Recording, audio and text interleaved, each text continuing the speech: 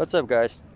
So, final video here, and I'm no longer at a place. Well, I am, but I'll get to that. This is a reflection video on all the different spaces that I've already visited.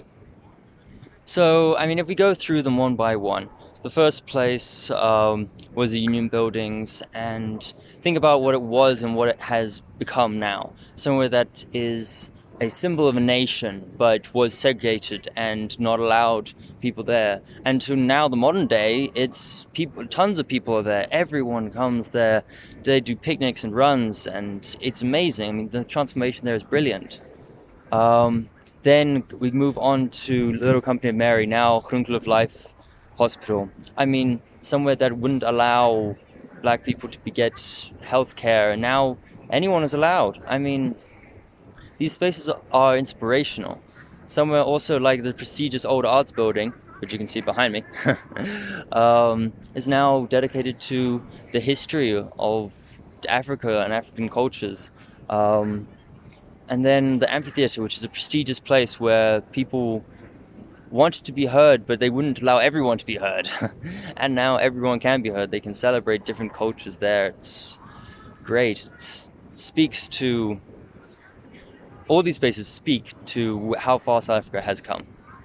And if we talk about how spaces like these influence racism today, a lot of them bring up bad memories, put it that way. And people look at them and think that people are still celebrating the apartheid times and the racism times. And sometimes that's true, and it's unfortunate. And these spaces are difficult to get over. You can't break them down, but you can't get rid of the bad feelings that were behind them. It's a sticky situation. But transforming these places into news spots, this is how leaders can use them. They use a powerful place from the past and they show people what it can become in the modern day. I mean, if we just take what's in front of us, the Old Arts Building, and we just say that this was a powerful place, it was prestigious, and they would allow only the best white and Afrikaans students to come and study there.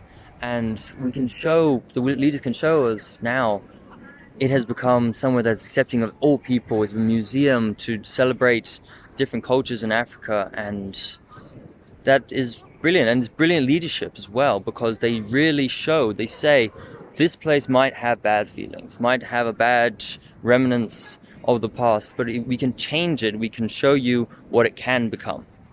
And that is amazing leadership. It really is. And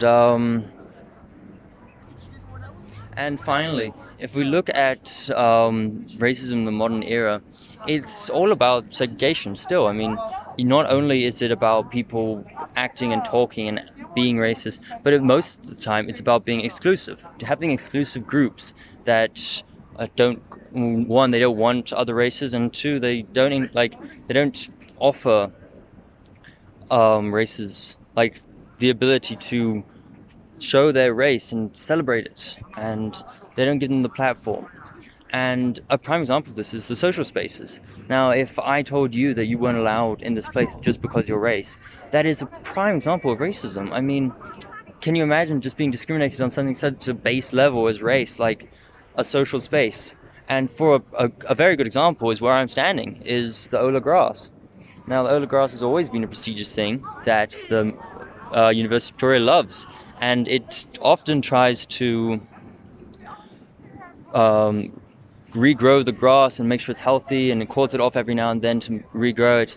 But if you think that you weren't allowed on this just because of a race, it'd be ridiculous, especially considering how social the Ola Grass is.